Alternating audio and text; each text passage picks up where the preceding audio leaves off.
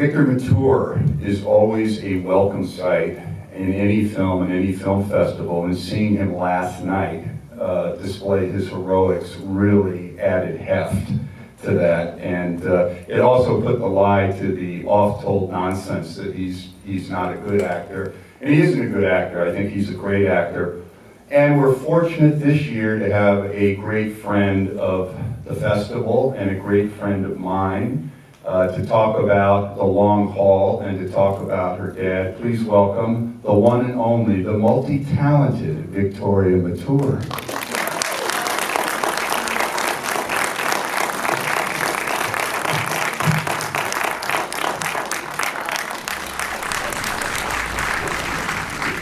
Just to start, I would like to say that how much these festivals, Arthur Lyons, Noir City, Film Geeks, TCM, have meant to me over the past 5-6 years.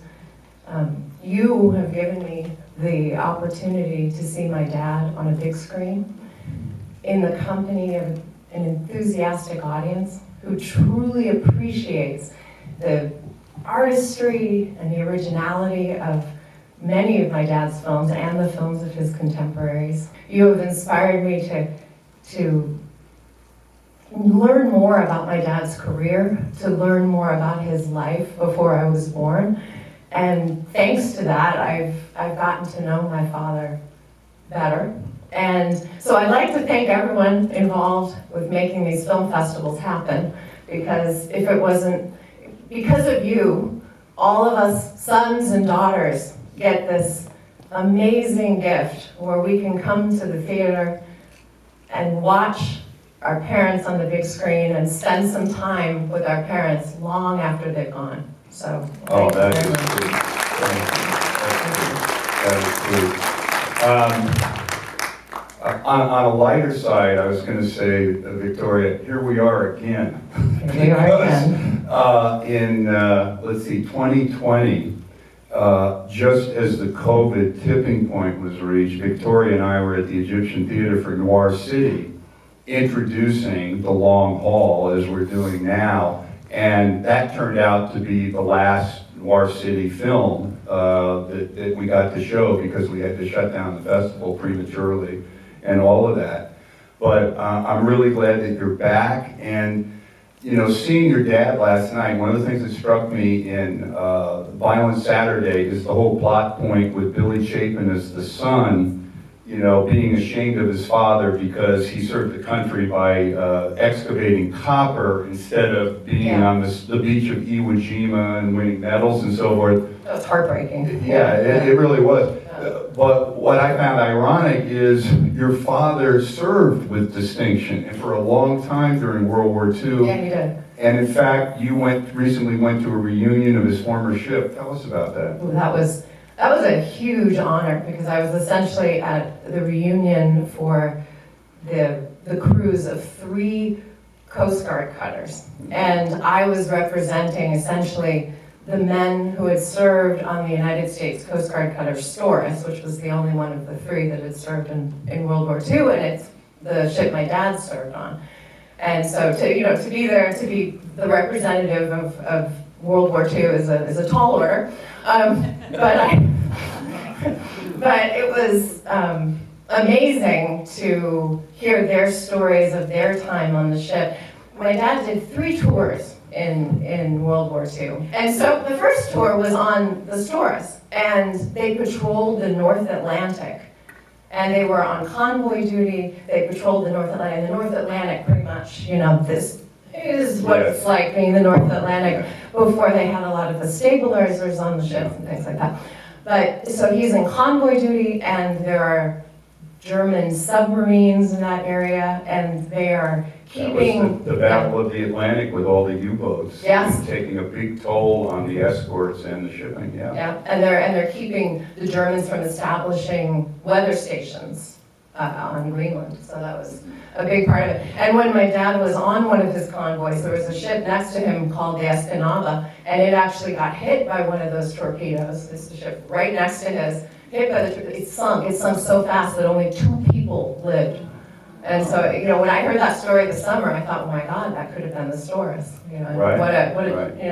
It's a chilling story. But when my dad served on the Stores, he did everything from swabbing the decks to cooking to bow duty to getting training with the different armaments. And I think his time on the Stores, because he was a pretty movie star who had done a lot of light fare, having to get along with all of the men on the ship for more than a year. I think this really taught him how to navigate the jungles of Hollywood afterwards. I think this really taught him a lot about how to communicate with people.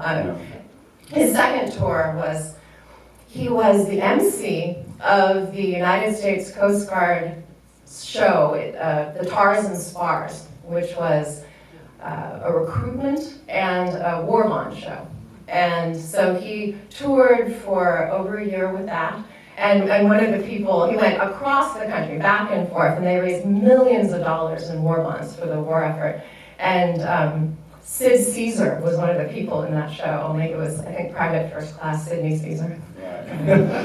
So, and then my dad's third tour of duty was on the USS Admiral H.T. Mayo. And the ship was being used at this time for transport. It was Operation Magic Carpet. And they were transporting POWs. And at this point, he was in both the Pacific and the Atlantic doing this. And his very first trip over to Europe to bring POWs back, there was Kurt Vonnegut was on that trip. And I remember my dad actually telling me that Kurt Vonnegut was there. And then later on, I found a letter where Kurt Vonnegut talked about how he'd been freed from the POW camp, and now he was waiting, because there was a backup of ships and all that, but he was waiting there in La Havre to get on that Admiral H.T. Mayo. So it was... So he had the Coast Guard uniform, and he served that, and then... And he got to the rank of Chief Bosun's Mate. Chief Bosun's Mate. Yes, he did, and I think he earned it. When I came in the Navy, I worked for a Chief Bosun's Mate that had a World War II Victory Medal, which shows my age. Anyway, back to your dad. I always got the impression he took his craft seriously, but he didn't take himself seriously as far as the whole movie star thing, the oft-told joke where he wanted to join the country club, and they said, well, no, you're an actor, and he said, I'm no actor, I have, I'm no actor, and I've got 64 pictures to prove it. Yeah, exactly. And he didn't take himself seriously, but he always had a sense of humor about things, even when someone like Cecil B. DeMille wanted him to wrestle a live lion in Samson and Delilah. Oh yeah, I mean, I think it was that they had tried to do the scenes with the lion with the double, and it just, when they tried to do any kind of close-ups, you could tell. And so Cecil B. DeMille's like, okay, Victor, we really need to get this. We want it to be exciting for the audience. We just want you to go in there and just do a brief thing. We're just going to have you wrestle with the lion. And my dad's like, yeah, no, I'm not doing that. No way. And then he's like, no.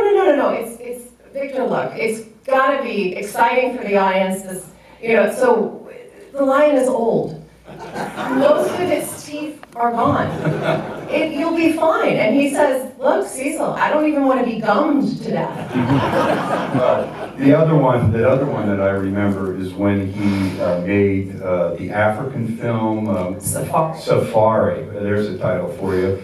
And they actually filmed in Africa, I believe, in the Zambezi River. And of course, the Zambezi River then and probably now has crocodiles laying all over the place and in the water. And the director wanted your dad to wade in this deep, and they couldn't use a double because they wanted to do a front-on shot. And he said, I'm not going to do that. And they said, no. We sent the ADs and all the grips, and they banged pots and pans and made all this noise, and they drove all the crocodiles off, so you don't have to worry about that. And your dad famously said, well, what about the deaf crocodiles? So your dad really understood things. And this film is kind of interesting because, there's these different type of roles for leading men in film noir. And normally your dad was someone that was either in bad circumstances trying to get out of it, or more heroic, as we saw last night in Violent Sanity. But your dad really got associated with the word hunk. Oh, yes. Yes, he did. Back, let's see, when my dad was on Broadway in 1941, he was in the musical play written by Kurt Weill, Ira Gershwin, Moss Hart, called Lady in the Dark. It starred my dad, it starred Gertrude Lawrence, Danny Kaye, McDonald Carey. And in the course of the play, it takes place at a fashion magazine. So when he arrives at the fashion magazine, one of the secretaries says, "Oh my goodness, what a beautiful hunk of man." And so that phrase, it got picked up in the papers, and it stuck with him all through his life. And he is the first leading man to be called a hunk. The long haul, where her dad is a truck driver. It's during the war. Yes. He's married, and of course, He's a serviceman. He was in the army. They were Right. in Germany. He marries a lovely British woman. But Right. Yeah. She doesn't want to go back to America with him. She wants him to stay in England with her. and then he gets a job driving And it a starts. truck, and the people are not on the up and up. And then he meets Diana Dors, and as Arthur Lyons used to say, and it all goes to hell from there. I just want to say one thing. Yes. The Long Haul was released on a double bill with The Hard Man, starring Guy Madison. Now, the tagline is, "The long haul will delight you, and the hard man will excite you." Which led both films to be banned in parts of Europe and America. That's like the billboard for The Outlaw with Jane Russell. Jane Russell is double trouble. All right, enough. We're going to roll Victoria's film and then The Long Haul. And thanks so much. Thank you.